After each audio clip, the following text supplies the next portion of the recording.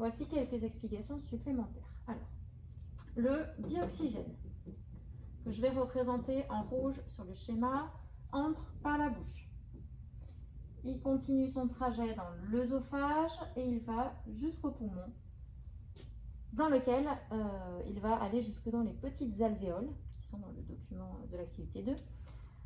Et dans ces alvéoles, le dioxygène va passer dans le sang, dans des vaisseaux sanguins que je vais tracer en rouge, puisque ce sont eux qui vont transporter le dioxygène.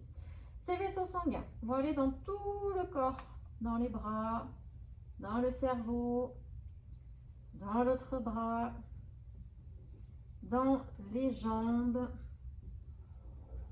Voilà, ils partent du cœur et ils vont partout.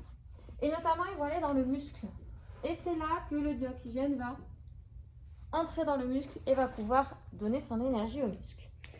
À cet endroit-là, il y a une réaction chimique qui va produire du dioxyde de carbone. Donc, le dioxyde de carbone, il est produit à cet endroit-là. Dioxyde de carbone. Et il va ensuite être transporté par les vaisseaux sanguins jusqu'au cœur. On va revenir au cœur. On a des vaisseaux sanguins qui partent de l'ensemble du corps. Ce sont des veines. Ces veines vont revenir au cœur et ramener tout le dioxyde de carbone produit partout dans le corps au niveau du cœur. Voilà.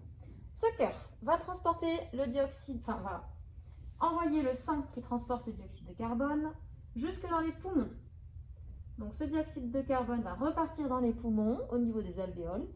Et au niveau des alvéoles, il va ensuite aller dans l'air des poumons.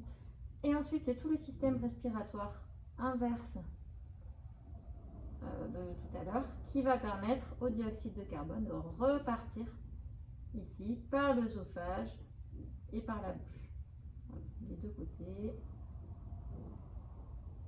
Et le dioxyde de carbone est donc expulsé.